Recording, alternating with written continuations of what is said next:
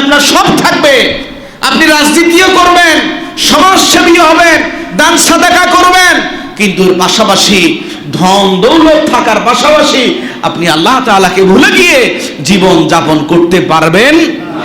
জীবন যাপন করতে পারবেন?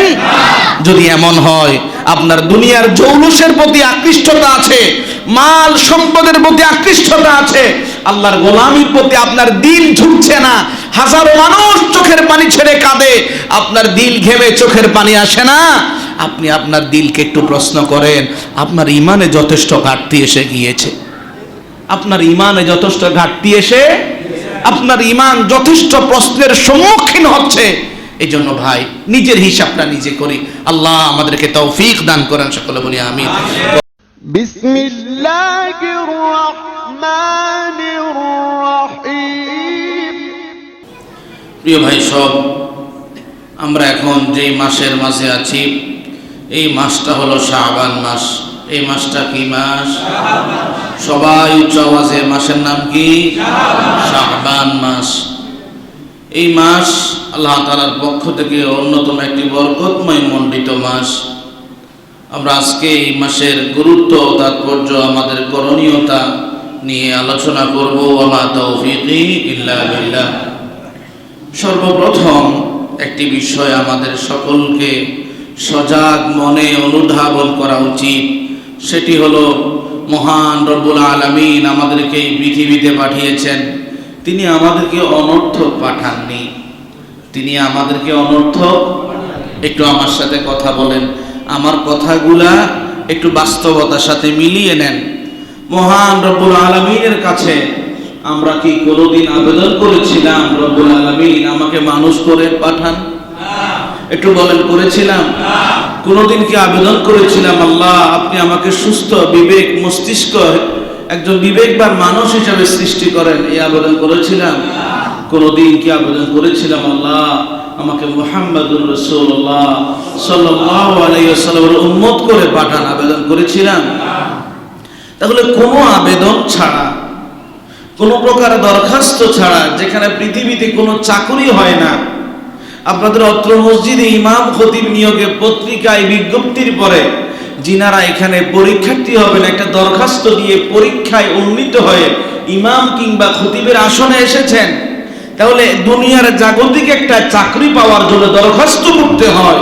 এটা যেমন বাস্তবে সত্য, আল্লাহ তাআলা আমাদেরকে এই দুনিয়ায় পাঠিয়েছেন, কোনো দরখাস্ত আমরা কিন্তু করি নাই। তাহলে আল্লাহ যেহেতু আমাদেরকে বিনা দরখাস্তে এখানে দায়িত্বে নিযুক্ত করে পাঠিয়েছেন, আল্লাহ তাআলা আমাদেরকে অনর্থক কোনো কাজে পাঠান নাই।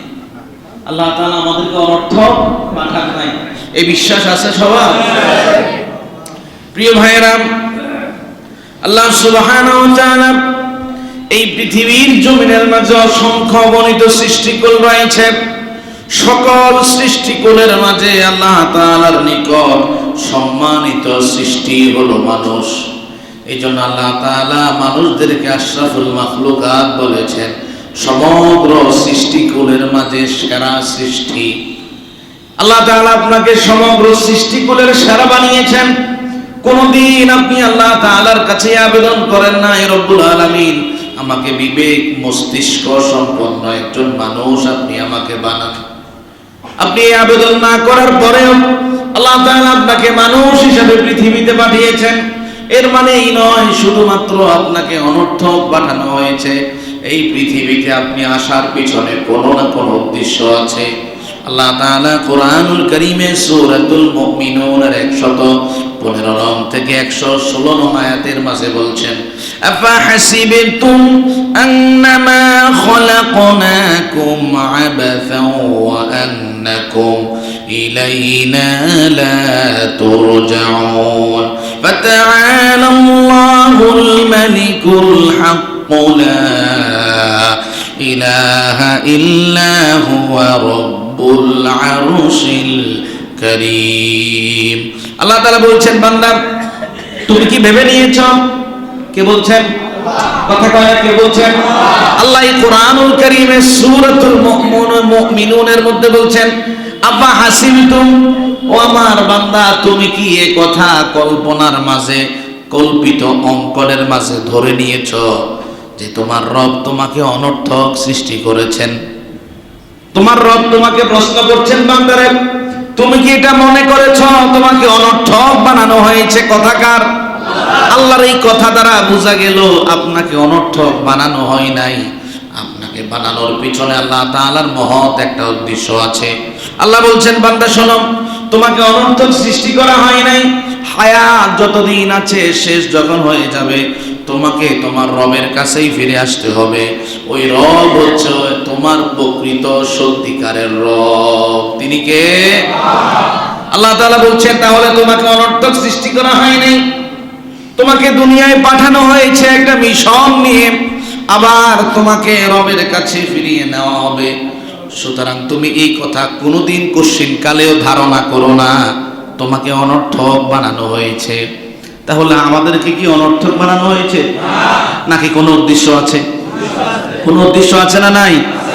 আল্লাহ তাআলা কোরআনুল কারীমে সূরাতুল কিয়ামা এর 36 নং আয়াতে বলছেন, ইয়াহসাবুল ইনসানু আইয়ুতরাকা সুদা।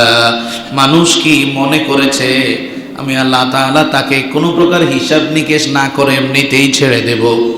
আল্লাহ তাআলা বলছেন, ইয়াহসাবু, মানুষকে এটা ধারণা করে রেখেছে বিষয়টা কি এমন? আল্লাহ বলছেন, না না বান্দা, বিষয়টা এমন না। তোমাকে এমনিতেই ছেড়ে দেওয়া হবে না।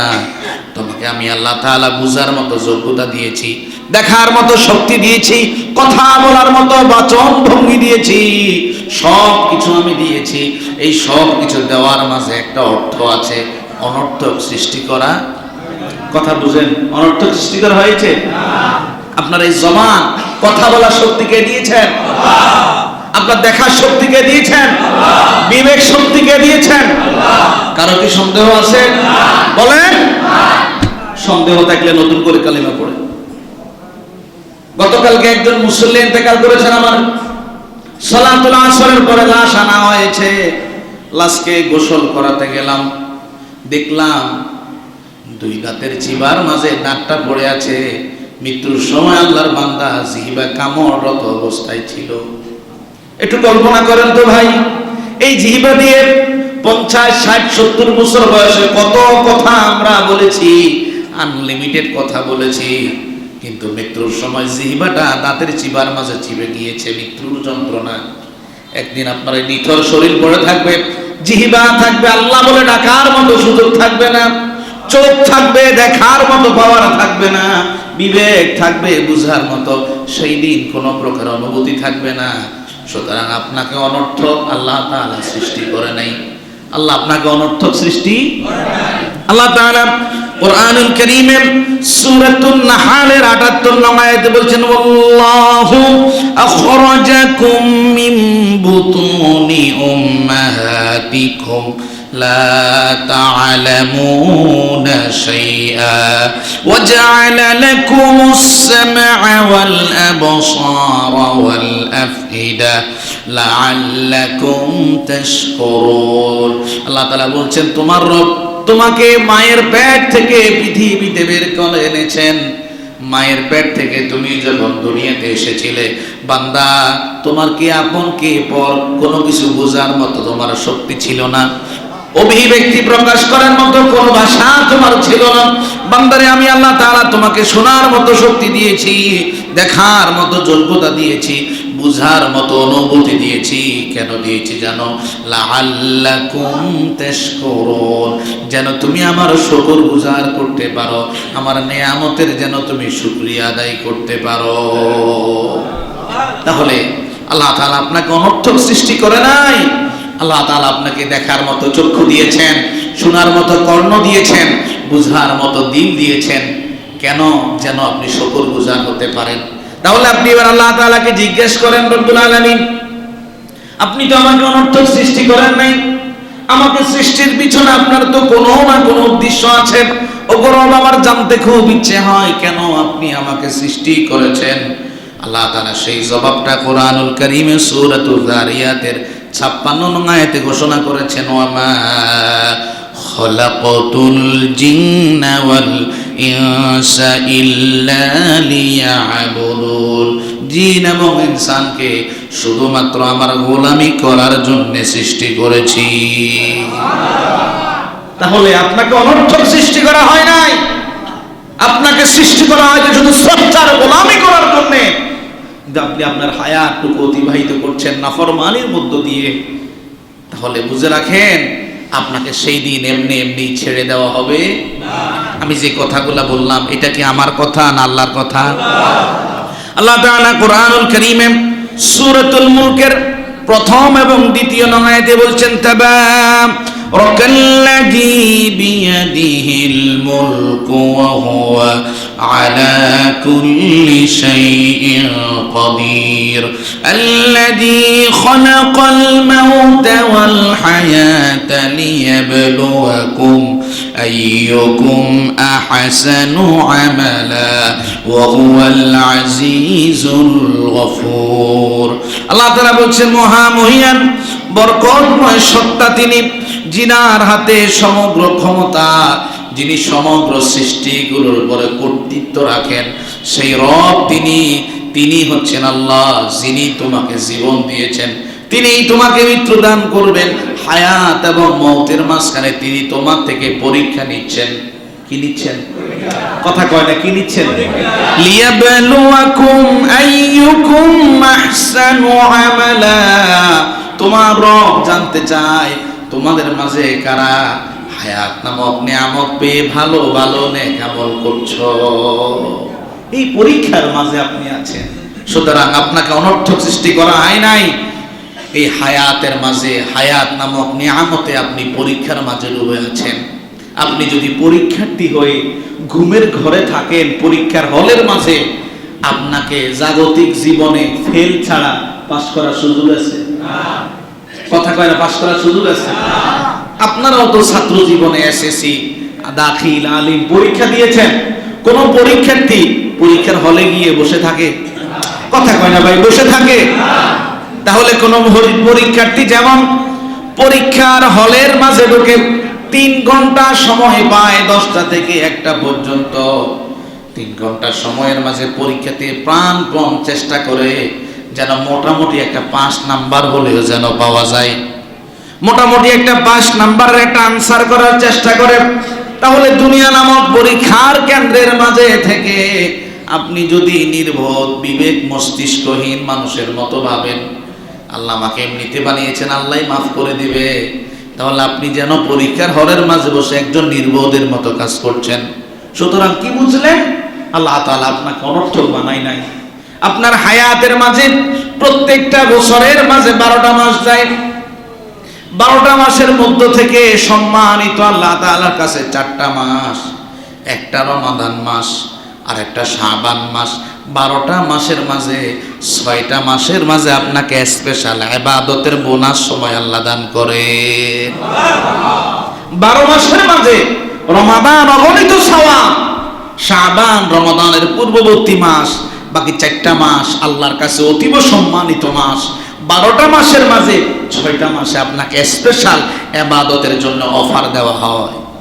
সুবহানাল্লাহ। বাড়ি যে বলি আমরা এখন যে মাসে আছি, এই মাস কি মাস? সবাই বলেন কি মাস? আমি ওয়াজ করবো, আপনি জিমাবেন, আমি ওয়াজ করবো, আপনি ঘুমাবেন, এমন শ্রোতা কি এখানে কেউ আছেন? কথা বলতে হবে। তাহলে আজকে আমরা কি নিয়ে কথা বলবো? শাবান মাসের গুরুত্ব নিয়ে।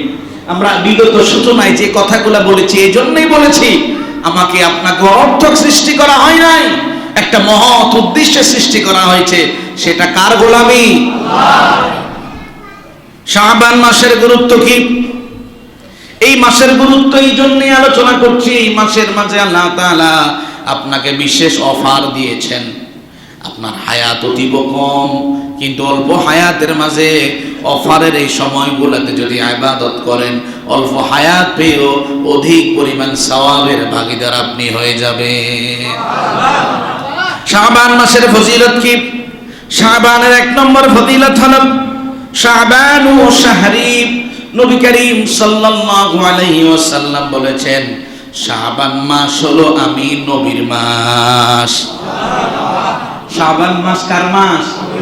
কথা কয় না। শাবান মাস কার মাস? নবীর মাস। হাদিস শরীফে উল্লেখ করা হয়েছে, হযরত আয়েশা সিদ্দিকা রাদিয়াল্লাহু আনহা হাদিস বর্ণনা করেন। ইমাম ইবনে আসাকির তারিখ দামেস্ক নামক কিতাবের মাঝে হাদিসটি উল্লেখ করেন। তিনি বলেন রাসূল করিম সাল্লাল্লাহু আলাইহি ওয়াসাল্লাম বলেছেন, শাহরু রমাদান শাহরুল্লাহ ওয়া শাহরু শাবান শাহরি, শাবানুল মুতাহহিরা ওয়া রমাদানুল মুকাফফিরা। নবীজি বললেন শাবান হচ্ছে আমার মাস, রমাদান হলো আল্লাহর মাস। শাবান মাস বান্দার জীবনকে পবিত্র বানিয়ে দেয়, রমাদান মাস বান্দার জীবনের সবগুলা গুনাহকে মুছে দেয়। শাবানের 2 নম্বর ফজিলত হলো ইরফাউ আমালুন নাস ইলাল্লাহি তাআলা। এই শাবান মাসের মাঝে বান্দা সারাটা বছর যতগুলা ইবাদত বন্দেগী করেছে সমগ্র তার আমলনামার হিসাব, বাৎসরিক হিসাব আল্লাহর কাছে এই মাসে পৌঁছিয়ে দেওয়া হয়। হাদিস শরীফে উল্লেখ করা হয়েছে, হযরত উসামা বিন যায়েদ রাদিয়াল্লাহু আনহু হাদিস বর্ণনা করেন, নাসাই শরীফের হাদিস। উসামা রাদিয়াল্লাহু আনহু বললেন, আমি একদিন রাসূল করিম সাল্লাল্লাহু আলাইহি ওয়াসাল্লামকে বললাম, ইয়া রাসূলুল্লাহ, লাম আরাকা তাসুমু শাহরাম মিনাশ শুহুরি মা তাসুমু মিন শাবান। নবীজি, আপনাকে রমাদান পরবর্তী সময়ে শাবান মাসে অধিক পরিমাণে রোজা রাখতে আমি দেখি। ইয়া রাসূলুল্লাহ, কেন এই মাসে আপনি অধিকতর পরিমাণে রোজা রাখেন? নবীজি বললেন, আমার সাহাবী উসামা, শোনো শোনো, যালিকা শাহরুন ইয়াগফিলুন নাসু আনহু বাইনা রজব ওয়া রমাদান। শাবান মাস হলো এমন মাস, রমাদানের আগের মাস, রজবের পরের মাস। এই মাসের মাঝে মানুষ অধিকতর গাফেল থাকে, ইবাদত বন্দেগী করে না। অথচ এই মাসের মাঝে ওয়াহুয়া শাহরুন তুরফাউ ফীহিল আমালু ইলা রাব্বিল আলামিন। অথচ এই মাসের মাঝে তার সারা বছরের আমলনামা আল্লাহর কাছে পেশ করা হয়। অথচ মানুষ এই মাসের মাঝে গাফেল থাকে। ফা উহিব্বু আইয়ুরফা আমালি ওয়া আনা সাইম। আমি নবী চাই আমার আমলটা আল্লাহর কাছে ওই অবস্থায় পেশ করা হোক যে অবস্থায় আমি আল্লাহর সন্তুষ্টির জন্য সিয়ামরত অবস্থায় থাকি। তাহলে আপনার আমলনামা বাৎসরিক এই মাসের মাঝে আল্লাহর কাছে কি করা হয়? পেশ করা হয়। আচ্ছা, নবীজি বলেছেন এই মাসে মানুষ গাফেল থাকে, এই কথাটা কি গাফেল থাকার জন্য বললেন নাকি মনোযোগী হওয়ার জন্য বললেন? কথা বুঝে না লাগে। এই কথাটা কি গাফেল থাকার জন্য বলছে না মনোযোগী হওয়ার জন্য বলছে? সাবধান, এই মাসে আপনার আমলনামা আল্লাহ তাআলার কাছে পেশ করা হয়। বান্দার আমলনামা আল্লাহ তাআলার কাছে 3 ভাবে পেশ করা হয়। কয় ভাবে? এটা সবাই বলেন, কয় ভাবে? একটা হলো বাৎসরিক আপনার আমলনামা পেশ করা হয়, সেটা এই মাসে শাবান মাসে পেশ করা হবে। 2 নাম্বার সাপ্তাহিক আপনার আমলনামা আল্লাহর কাছে পেশ করা হয়। সোমবার এবং বৃহস্পতিবার আপনার আমলনামা আল্লাহ তাআলার কাছে পৌঁছে যায়। আল্লাহ তাআলা হাবিব সাল্লাল্লাহু আলাইহি ওয়াসাল্লামের সাহাবী হযরত আবু হুরায়রা রাদিয়াল্লাহু আনহু হাদিস বর্ণনা করেন, তিরমিজি শরীফের হাদিস। রাসূল করিম সাল্লাল্লাহু আলাইহি ওয়াসাল্লাম বলেন, তু'রাদুল আ'মালু ইয়াওমাল ইথনাইনি ওয়া ইয়াওমাল খামিস ফাউহিব্বু আন ইউরফা আমালি ওয়া আনা সাইম। নবীজি বলছেন, ইয়াওমাল ইথনাইন সোম এবং বৃহস্পতিবার বান্দার আমলনামা আল্লাহর কাছে পেশ করা হয় সাপ্তাহিকভাবে। আমি নবী সোম এবং বৃহস্পতিবার এই জন্যই রোজা রাখি। আমি চাই যখন আমার আমলনামা আল্লাহর কাছে পেশ করা হবে আমি যেন ওই অবস্থায় আল্লাহর সন্তুষ্টির জন্য সিয়ামরত অবস্থায় থাকি। 3 নাম্বার, আপনি প্রতিদিন যতগুলো আমল করেন, আজকে দিনের বেলা সূর্যোদয়ের পর থেকে সূর্যাস্ত পর্যন্ত আপনি যতগুলো নেক আমল করবেন, সূর্যাস্ত হওয়ার আগে আগে আপনার আমলনামা আল্লাহর কাছে পেশ করা হয়।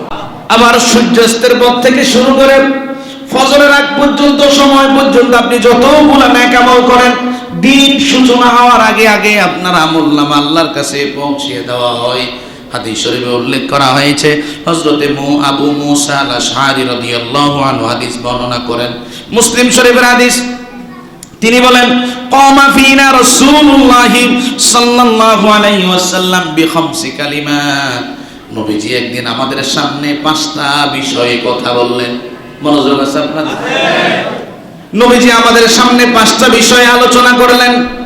নবীজি বয়ানের মাঝে বললেন, ইন্নাল্লাহ আযজা ওয়া জাল্লা লা ইয়ানামু ওয়া লা ইয়ানবাগি লাহু আন ইয়ানাম। আল্লাহ তাআলা কখনো ঘুমায় না, আর আল্লাহ ঘুমাবে এটা আল্লাহর সাথে সাজে না। আল্লাহ তাআলা কখনো ঘুমায় না, আল্লাহ ঘুমাবে এটা আল্লাহর সাথে সাজে না। 2 নাম্বার, ইয়াখফিদুল কিসতা ওয়া ইয়ারফাউ। আল্লাহ চাইলে বান্দার আমলনামার পাল্লাকে ভারী করতে পারেন, আবার চাইলে হালকাও করে নিতে পারেন। 3 নাম্বার, ইউরফাউ ইলাইহি আমালুল লাইলি ক্বাবলা আমালিন নাহার ওয়া আমালুন নাহারি ক্বাবলা আমালিল লাইল। বান্দা সারা রাত যতগুলো আমল করেছে, দিন হওয়ার আগে আগে আমলগুলো আল্লাহর কাছে চলে যায়। আবার দিনের বেলা যতগুলো আমল করেছে, রাত হওয়ার আগে আগে আল্লাহর কাছে পৌঁছিয়ে যায়। 5 নাম্বার, নবীজি বললেন, হিজাবাহুন নূর। আল্লাহ তাআলা নূরের মাঝে আচ্ছাদিত অবস্থায় আছে। লাউ কাশাফাহু লা আহরাকাত সুবহাতু ওয়াজহি। আল্লাহর নূর যদি প্রস্ফুটিত হয়, দুনিয়াতে যা দৃশ্যমান জিনিস আছে নূরের ঝলকে সব ভস্ম হয়ে যাবে। তাহলে আল্লাহ তাআলা আপনাকে সর্বদা আপনার কন্ডিশন, আপনার অবস্থা, আপনার চালচলন, আপনার জীবনযাপন কে জানে? আল্লাহ। অন্য হাদিসে উল্লেখ করা হয়েছে, হযরত আবু হুরায়রা রাদিয়াল্লাহু আনহু হাদিস বর্ণনা করেন, বুখারী শরীফের হাদিস। রাসূল করিম সাল্লাল্লাহু আলাইহি সাল্লাম বললেন, ইয়াতাআকাবুনা ফীকুম মালাইকাতুল বিল-লাইলি ওয়া মালাইকাতুন বিন-নাহার। আমার সাহাবীরা তোমাদের কাছে প্রতিদিন সকাল এবং সন্ধ্যায়, দিনে এবং রাতের ফেরেশতারা পালা বদল করে।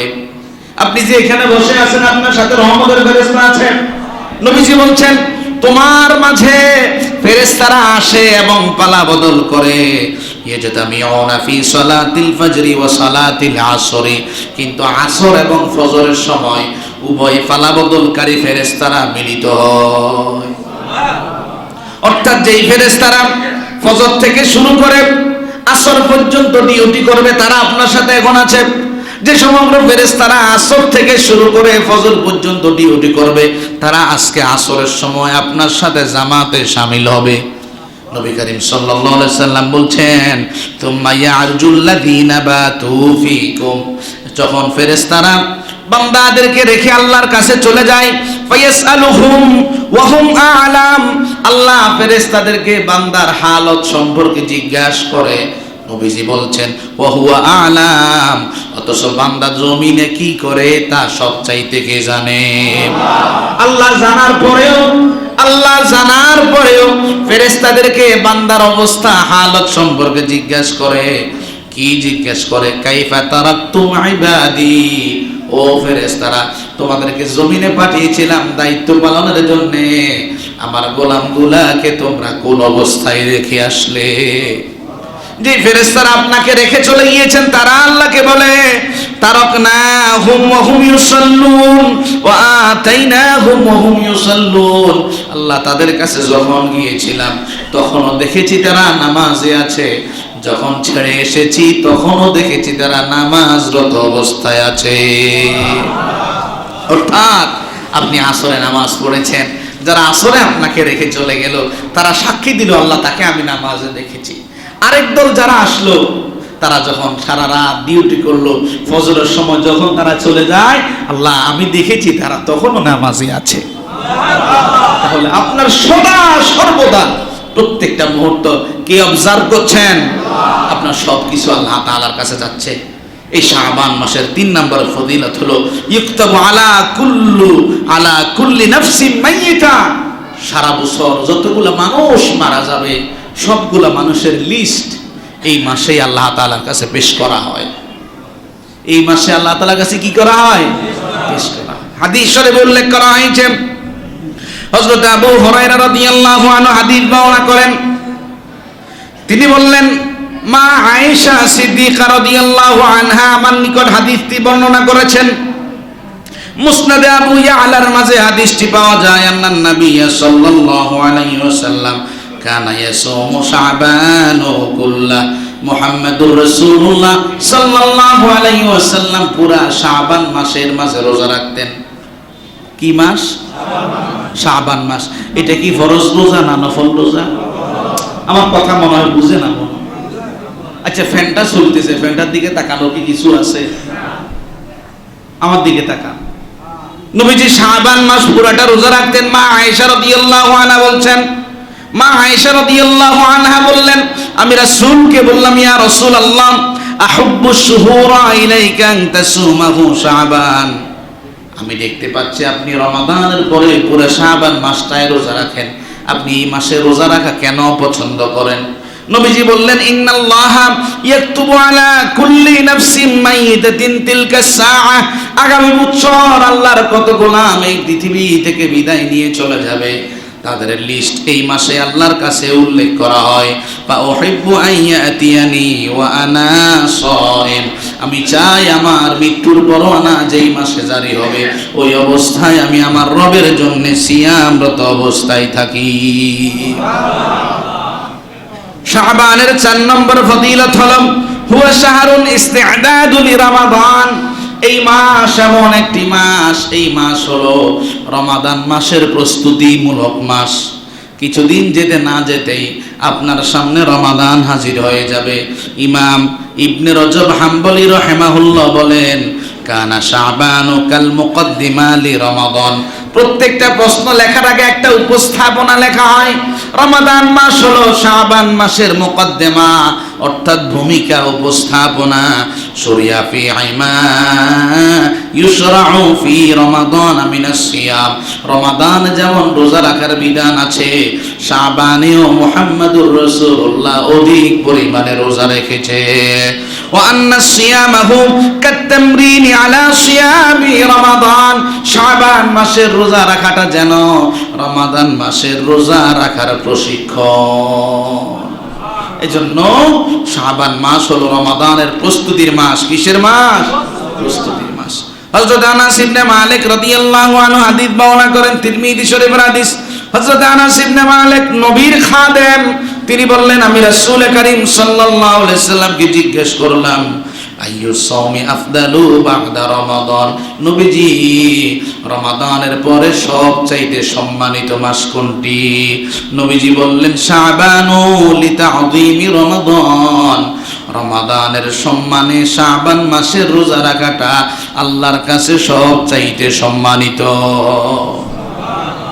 শাবান মাসের 5 নম্বর ফজিলত হলো, এই মাসে নবীর সাহাবীরা বেশি বেশি কোরআন তেলাওয়াত করতেন, বেশি বেশি দান সাদাকা করতেন, গরীব অসহায় মানুষগুলাকে বেশি বেশি মেহমানদারিত্ব করতেন। হাদিস শরীফে উল্লেখ করা হয়েছে, আনাস ইবনে মালিক রাদিয়াল্লাহু আনহু হাদিস বর্ণনা করেন। লাতাঈফুল মাআরিফ কিতাবে ইমাম আহমদ ইবনে হাম্বল রাহিমাহুল্লাহ হাদিসটি উল্লেখ করেন। রাসূল করিম সাল্লাল্লাহু আলাইহি ওয়াসাল্লামের সাহাবী আনাস ইবনে মালিক রাদিয়াল্লাহু আনহু বললেন, কানাল মুসলিমুনা ইযা দাখালা শাবান। যখন শাবান মাস আসতো, নবীর সাহাবীদের অবস্থাটা এমন হয়ে যেত, আকাব্বু আলাল মাসাহিফি ইয়াকরাউনাহা। তারা বসে যেত, কোরআনুল কারীম সামনে রেখে দিত, আর বসে বসে কোরআনুল কারীম তেলাওয়াতের প্রস্তুতি শুরু করে দিত। ওয়া আখরাজু যাকাতা আমওয়ালিহিম। তাদের সম্পদ থেকে যাকাত এবং দান সাদাকা বেশি বেশি করত। তাকরিয়াতান লিদ-দুঈফি ওয়াল মিসকিন আলা সিয়ামি রমাদান। গরীব অসহায় মানুষগুলোকে খাবার খাওয়াতো, যেন তাদের শরীরের মাঝে এনার্জি ফিরে আসে, যেন তারা রমাদান মাসে বেশি বেশি রোজা রাখতে পারে। কিন্তু আমাদের অবস্থান কি হয়? আমরা শাবানে তো ইবাদত করি না, রমাদানে আমাদেরকে কোরআনুল কারীম তেলাওয়াতে, দান সাদাকায়, অসহায় গরীব মানুষের মেহমানদারিত্বে পাওয়া যায় কি? কথা বলেন, যায়? এই মাসের মাঝে একটা গুরুত্বপূর্ণ রজনী আছে, যে রজনীর নাম হলো লাইলাতুন নিসফি মিন শাবান। শাবানের মধ্য রজনী, যেটাকে আমরা স্বাভাবিক পরিভাষায় শবে বরাত বলে থাকি। এই রজনী এই শাবান মাসের মাঝে আছে। এই রজনী কত দামি রজনী! হাদিস শরীফের মাঝে উল্লেখ করা হয়েছে, হযরত আবু মুসা আল-আশআরী রাদিয়াল্লাহু আনহু হাদিস বর্ণনা করেন। সহিহ ইবনে হিব্বান, মুসনাদে বাজ্জার, মুআজামুল কবীর, 3 কিতাবে একই হাদিস আনা হয়েছে। রাসূল করিম সাল্লাল্লাহু আলাইহি ওয়াসাল্লাম বলেন, ইন্নাল্লাহা লা ইয়াত্তালিউ ফি লাইলাতিন নিসফি মিন শাবান। শাবানের মধ্য রজনী লাইলাতুন নিসফি মিন রজনী, শবে বরাতের রজনী যেটাকে আমরা বলে থাকি, ওই রজনীতে আল্লাহ তাআলা বান্দার দিকে মনোনিবেশ করেন। কে মনোনিবেশ করেন? মনোযোগ আছে আপনাদের? কে মনোনিবেশ করেন? আল্লাহর নামে তো আস্তে বলতে হয়। কে মনোনিবেশ করেন?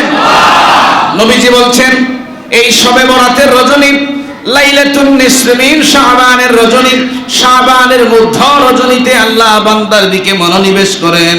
ফায়াগফিরু লিজামিআ খালকিহি ইল্লা লিমুশরিকিন আও মুশাহিনিন। এই রজনীতে আল্লাহ তাআলা হিংসুক এবং মুশরিক ছাড়া আল্লাহ তার সবগুলা গোলামকে ক্ষমা করে দিয়ে থাকে। অন্য হাদিসে উল্লেখ করা হয়েছে, মা আয়েশা রাদিয়াল্লাহু আনহা হাদিস বর্ণনা করেন, তিরমিজি এবং মুসনাদে আহমদের মাঝে হাদিসটি উল্লেখ করা হয়েছে। মা আয়েশা রাদিয়াল্লাহু আনহা বলেন, কোন এক রজনীতে নবীজি আমার কাছে থাকবেন, আমার ঘরের মাঝে আসলেন, রাত গভীর, আমি রজনীতে নবীজিকে না দেখে খুঁজতে লাগলাম, নবীজি যেন আমাকে দেখে কোথায় চলে গেলেন। খুঁজতে খুঁজতে আমি নবী করিম সাল্লাল্লাহু আলাইহি সাল্লামকে فإذا هو بالبقيع رافع رأسه إلى السماء, আমি দেখতে পেলাম নবীজি জান্নাতুল বাকি গোরস্থানের মাঝে আকাশের দিকে মাথা উত্তোলন করে দিয়ে চোখের পানি ছেড়ে ছেড়ে দোয়া করছে। যারা হজ কিংবা উমরা করতে গিয়েছেন, নবীর রওজা থেকে একটু কয়েক কদম পা দিলেই জান্নাতুল বাকি গোরস্থান পাওয়া যায়। নবীজি ওই গোরস্থানের মাঝে হাত বাড়িয়ে চোখের পানি ছেড়ে ছেড়ে কাঁদছে। আমি নবীজির পিছনে দণ্ডায়মান হলাম। নবীজি আমার উপস্থিতি অনুভব করতে পারলেন, আমাকে বললেন, আয়েশা তুমি কি মনে করেছো তোমাকে বাদ দিয়ে আমি আমার অন্য কোনো বিবির ঘরে চলে গিয়েছি? না না আয়েশা, এটা জুলুম হবে, এটা তোমার হক, তোমার ঘরে আসা। হযরত আয়েশা রাদিয়াল্লাহু আনহা নবী করিম সাল্লাল্লাহু আলাইহি সাল্লাম রাতের গভীরে আল্লাহর কাছে প্রার্থনার কারণ সম্পর্কে জানতে চাইলেন। রাসূল করিম সাল্লাল্লাহু আলাইহি ওয়াসাল্লাম বললেন, ইন্নাল্লাহা তাআলা ইয়ানজিলু লাইলাতান নিসফি মিন শাবান ইলাস সামাঈদ দুনিয়া। আল্লাহ এই রজনী, শবে বরাতের রজনী, লাইলাতুন নিসফি মিন শাবানের রজনীতে দুনিয়ার আসমানে অবতরণ করেন। ফায়াগফিরু লিআকসারা মিন আদাদি শা'রি গনামি কালব, বনি কালব গোত্রের মাঝে যতগুলা বকরি আছে, বকরির গায়ে যতগুলা পশম আছে, সম পরিমাণ গুনাহগার গোলামকে আল্লাহ ক্ষমা করে থাকে। অন্য হাদিসে উল্লেখ করা হয়েছে, হযরত আলী বিন আবি তালেব রাদিয়াল্লাহু আনহু হাদিস বর্ণনা করেন, সুনান ইবনে মাজার হাদিস, রাসূল করিম সাল্লাল্লাহু আলাইহি ওয়াসাল্লাম বলেন, ইদা কানা লাইলাতুন নিসফি মিন শাবান, যখন শাবানের মধ্য রজনী আসে, অর্থাৎ শবে বরাতের রজনী যেটা আমরা মনে করি, কুমু লাইলাহা ওয়া সুমু নাহারাহা, নবী করিম সাল্লাল্লাহু আলাইহি সাল্লাম বললেন, এই রজনীতে তোমরা আল্লাহর জন্য নামাজে দাঁড়িয়ে যাও, দিনের বেলায় আল্লাহর সন্তুষ্টির জন্য রোজা রাখো। ফা ইন্নাল্লাহা ইয়ানজিলু ফিহা লিগুরুবিশ শামসি ইলা সামাঈদ দুনিয়া, দুনিয়ার আসমানের মাঝে ওই রজনীতে সূর্যাস্ত হওয়ার সাথে সাথে আল্লাহ অবতরণ করেন। আল্লাহ ডাক দেন বান্দাদেরকে, আলা মিন মুস্তাগফিরিন লি ফাগফির আলা, কে আছো জীবনে অনেক গুনাহ হয়েছে, আমার কাছে ক্ষমা চাইবে, আমি ক্ষমা করে দেব। আলা মুস্তারজিকিন ফারজুকা, কে আছো চাকরি নাই, রিজিকের অনটন, ঋণগ্রস্ত হয়ে গিয়েছো, মানুষের দুয়ারে দুয়ারে হাত পাচ্ছ, আমার কাছে হাত পাতাও, আমার কাছে রিজিক চাও, আমি রিজিক দান করব। আলা মুবতালা ফাউআফি, কে কোন বিপদে পড়েছো, ছেলে নিয়ে বিপদে পড়েছ, মেয়ে নিয়ে পড়েছ, মামলা মোকদ্দমায় পড়েছ, বিপদ মুসিবতে পড়েছ, আমার কাছে যাও, আমি তোমাকে বিপদ থেকে মুক্ত করে দেব। আলা কাদা আলা কাদা। হযরত আলী রাদিয়াল্লাহু আনহু বললেন, এভাবে আল্লাহ তাআলা বান্দার বিভিন্ন প্রয়োজনের কথাগুলি বলে বলে বান্দাকে ডাক দেয়, হাত্তা ইয়াতলু আল ফাজর, শবে বরাতের ফজর হওয়ার আগ পর্যন্ত এভাবে আল্লাহর আহ্বান বান্দার প্রতি চলতে থাকে। প্রিয় ভাইরা, এই জন্যই শবে বরাত, যেটাকে আমরা আমাদের দেশে এই নামে চিনি, এটাকে হাদিসের ভাষায় লাইলাতুন নিসফি মিন শাবান বলা হয়। এই রজনীতে আমরা আল্লাহ তাআলার কাছে বেশি বেশি চাইবো, চাওয়া যাবে ইনশাআল্লাহ। হযরত আব্দুল্লাহ ইবনে ওমর রাদিয়াল্লাহু আনহু হাদিস বর্ণনা করেন, মুসান্নাফে আব্দুর রাজ্জাকের মাঝে হাদিসটি উল্লেখ করা হয়েছে। রাসূল করিম সাল্লাল্লাহু আলাইহি সাল্লামের সাহাবী আব্দুল্লাহ ইবনে আব্বাস রাদিয়াল্লাহু আনহু বলেন, খামসু লায়ালিন লা ইয়ারুদ্দু ফীহিন্না দুআ, 5 রজনীর দোয়া কখনো ফেরত দেওয়া হয় না। কয় রজনী? কথা কয় না, কয় রজনী? 5 রজনীর দোয়া ফেরত দেওয়া হয় না। লাইলাতুল জুমআ, জুমআর রজনীতে যেই দোয়া করা হয় ফেরত হয় না। ওয়া আউয়ালু লাইলাতিন মিন রজব, রজব মাসের প্রথম রজনীর দোয়া ফেরত দেওয়া হয় না। ওয়া লাইলাতুন নিসফি মিন শাবান, শাবানের মধ্য রজনী অর্থাৎ শবে বরাতের রজনীর দোয়া ফেরত দেওয়া হয় না। ওয়া লাইলাতাই ঈদাইন, 2 ঈদের রজনীর দোয়া কখনো ফেরত হয় না।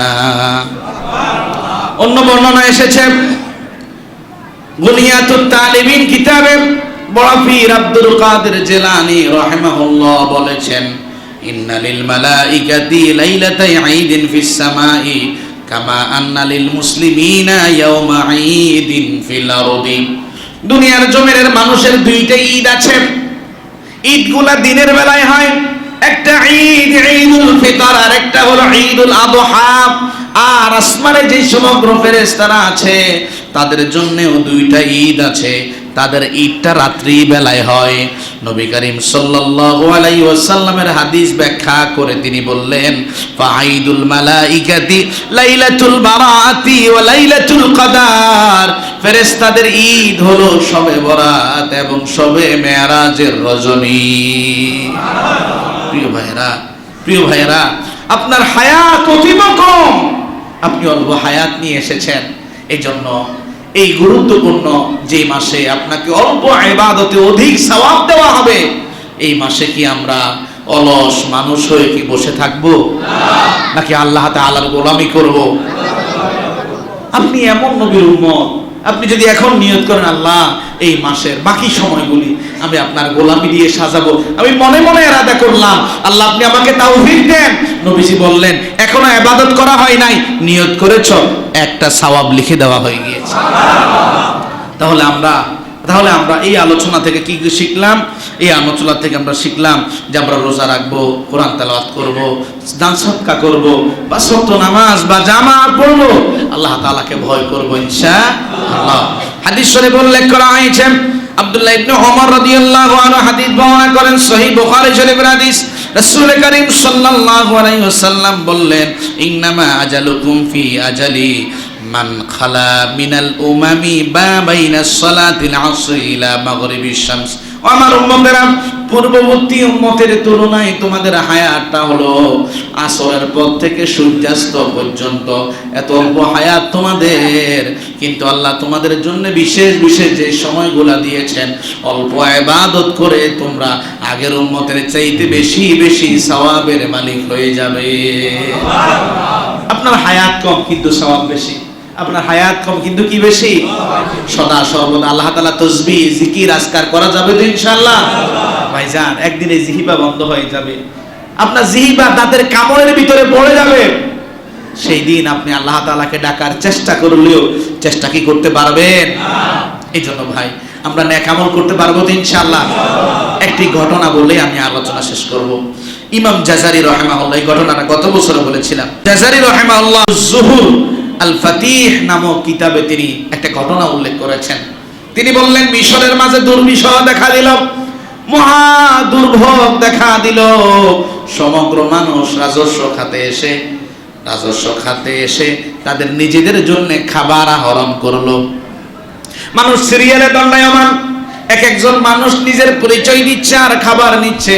রাষ্ট্রীয় কোষাগার থেকে নির্দেশ দেওয়া হলো, প্রত্যেকটা মানুষকে 1 সা পরিমাণ গম দেবে। কয় সা? কথা কয় না, কয় সা? 1 সা মানে কত? 1 সা মানে 3 কেজি 270 গ্রাম, এতটুকু পরিমাণ গম দেবে। যথারীতি গম দেওয়া হচ্ছে। এরই মাঝে একজন যুবক এসে গম চাইলো, আমাকে গম দাও। ওই যুবককে 1 সা গম দেওয়া হলো। ইমাম জাজারি রাহিমাহুল্লাহ বলেন, ওই যুবক বললেন, তুমি যদি আমাকে চিনতে তাহলে আমাকে আরো একটু বাড়িয়ে দিতে। আরো 1টা সা দেওয়া হলো। প্রথমে 1 সা, দ্বিতীয় আরেক সা দেওয়া হলো। মোট প্রায় 6.5 কেজি কিংবা 7 কেজির কাছাকাছি গম দেওয়া হলো। ওই যুবক বলল, তুমি যদি আমাকে চিনতে তাহলে আমাকে আরো বেশি গম দিতে। সাথে সাথে ওই যুগের অর্থমন্ত্রী হযরতে ইউসুফ আলাইহিস সালাতু ওয়াস সালাম বললেন, সমগ্র মানুষকে নির্ধারিত করে দেওয়া হয়েছে, এক সায়ের বেশি গম দেওয়া যাবে না, জনপদের মাঝে অভাব চলছে, সবাইকে দিতে হবে। ও যুবক, তুমি কেমন সম্মানিত হয়ে গেলে, তোমাকে 2 সা দিলাম, এরপরেও তুমি গম চাও। যুবক বলল, শোনো ইউসুফ, তুমি যদি আমার পরিচয় জানতে আমাকে আরো বেশি দিতে। আমি হচ্ছি সেই শিশু, যেই শিশু তোমার চরিত্রের ব্যাপারে সার্টিফাই করেছে। অর্থাৎ তুমি শৈশবে যে ছোট্ট সন্তানের মাথায় হাত বুলিয়ে দিয়ে বলেছিলে, আমি যদি সত্যবাদী হই আমার সাক্ষ্য তুমি দাও। আল্লাহ আমার জবান খুলে দিয়েছিল, আমি সেই দিন জুলাইখার প্রেমের ফাঁদ থেকে তোমার ব্যাপারে সাক্ষ্য দিয়ে তোমার পবিত্রতার ঘোষণা দিয়েছিলাম। ইউসুফ আলাইহিস সালাম আশ্চর্যান্বিত হলেন, তুমিই তাহলে সেই শিশু। হযরত ইউসুফ আলাইহিস সালাম তাকে এত বেশি দিলেন, 100 উট ভর্তি গম তার জন্য পাঠিয়ে দিলেন। ইমাম জাজারি রাহিমাহুল্লাহ বলেন, দুনিয়ার একজন নবীর পবিত্রতার সাক্ষ্য দেওয়ার বিনিময়ে হযরত ইউসুফ যদি একজন শিশুকে এতগুলা গম অকাতরে দিয়ে দিতে পারে, ও দুনিয়ার মানুষেরা, তুমি তোমার জবান দিয়ে যে রবের পবিত্রতার সাক্ষ্য দাও, ওই রব তোমাকে কত বেশি দিতে পারে। এই জন্য প্রিয় ভাইরা, এই জবানকে পবিত্র রাখুন, অবাঞ্ছিত কথা পরিহার করুন, জিহ্বাকে সংযত রাখুন, চোখকে হেফাজত করুন, গুনাহ থেকে মুক্ত থাকুন, আল্লাহ তাআলাকে ভয় করে জীবন যাপন করুন। আল্লাহ তাআলা আমাদের দুনিয়া এবং আখিরাতকে সুন্দর করে দেন, সকলে বলি আমিন। একটি কথা খুব বলতে ইচ্ছা হচ্ছে, বলবো।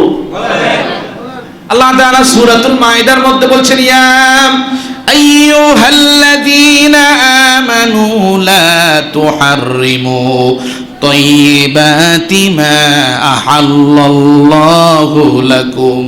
ও দুনিয়ার গোলামেরা, ইমানদারেরা, তোমাদের জন্য আমি আল্লাহ যা যা হালাল করেছি সেটাকে তোমরা হারাম মনে করো না। এই আয়াতের শানে নুজুল কি? যেহেতু কোরআনের এক একটা আয়াতের প্রেক্ষাপট ছিল, এই আয়াতের শানে নুজুল হলো নবীজি যখন সাহাবায়ে কেরামের সামনে আখিরাতের বিভীষিকাময় সময়ের বর্ণনা দিতেন, সাহাবায়ে কেরামের দিলের মাঝে আখিরাতের ভয় এত বেশি জাগ্রত হতো, সাহাবায়ে কেরাম পরিবার পরিজন ব্যবসা বাণিজ্য লেনদেন সব ছেড়ে দিয়ে আল্লাহর গোলামিতে বসে থাকতো। আল্লাহ আয়াত নাজিল করে দিলেন, তোমাদের জন্য ব্যবসা করা হালাল, সংসার করা হালাল, লেনদেন করা হালাল, তোমরা হালাল জিনিসকে হারাম মনে করো না।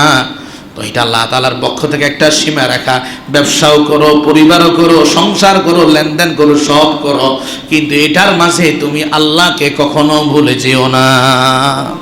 এই জন্য ভাই, আপনার সব থাকবে, আপনি রাজনীতিও করবেন, সমাজসেবীও হবেন, দান সাদাকা করবেন, কিন্তু পাশাপাশি ধন দৌলত থাকার পাশাপাশি আপনি আল্লাহ তাআলাকে ভুলে গিয়ে জীবন যাপন করতে পারবেন? জীবন যাপন করতে পারবেন? যদি এমন হয় আপনার দুনিয়ার জৌলুসের প্রতি আকৃষ্টতা আছে, মাল সম্পদের প্রতি আকৃষ্টতা আছে, আল্লাহর গোলামির প্রতি আপনার দিল ঝুঁকছে না, হাজারো মানুষ চোখের পানি ছেড়ে কাঁদে, আপনার দিল ঘেমে চোখের পানি আসে না, আপনি আপনার দিলকে একটু প্রশ্ন করেন, আপনার ইমানে যথেষ্ট ঘাটতি এসে গিয়েছে, আপনার ইমানে যথেষ্ট ঘাটতি এসে আপনার ইমান যথেষ্ট প্রশ্নের সম্মুখীন হচ্ছে। এই জন্য ভাই, নিজের হিসাবটা নিজে করি। আল্লাহ আমাদেরকে তৌফিক দান করেন, সকলে বলি আমিন। ওয়া আখির দাওয়া।